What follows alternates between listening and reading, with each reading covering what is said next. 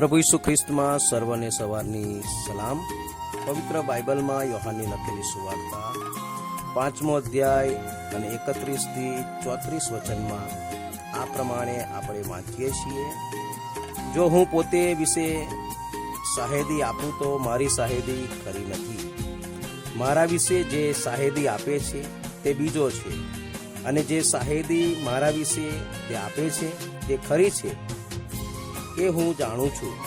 તમે યોહાન પાસે માણસ મોકલ્યા, તમને તેણે સત્ય વિશે સાહેદી આપી છે, તો પણ જે સાહેદી હું સ્વીકારું છું તે માણસ તરફથી નથી, પણ તમે તારણ પામો માટે હું એ વાતો કહું છું। પ્રભુ ઈસુ ખ્રિસ્ત તારણહાર છે, અને તે પરમેશ્વરની ઈચ્છા તથા યોજના પૂરી કરવા માટે જ દેહધારી થયા।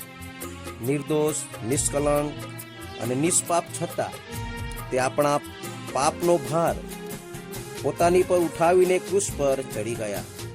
પોતાના બલિદાન દ્વારા મનુષ્ય જાતિને માટે તારણનો માર્ગ તૈયાર કર્યો।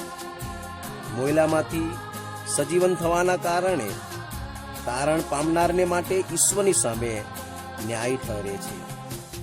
આ એક સત્ય છે, તેની સાહેદી પ્રભુ ઈસુ ખ્રિસ્ત આ વચનોમાં આપી રહ્યા છે, પરંતુ એક વ્યક્તિની સાહેદી સ્વીકાર નથી કરતા, માટે પ્રભુ અહીંયા બે સાહેદોને પ્રગટ કરે છે।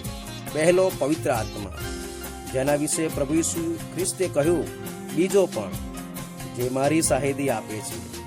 જ્યારે આપણે સુવાર્તાના વચનોને સાંભળીએ છીએ ત્યારે પવિત્ર આત્મા આપણને આપણા પાપો સંબંધી દોષી ઠરાવે છે, જેથી આપણે પ્રભુ ઈસુ ખ્રિસ્તમાં તે તારણહારને જોઈ શકીએ છીએ કે તારણ આપવામાં સક્ષમ, સમર્થ અને ઈચ્છુક છે।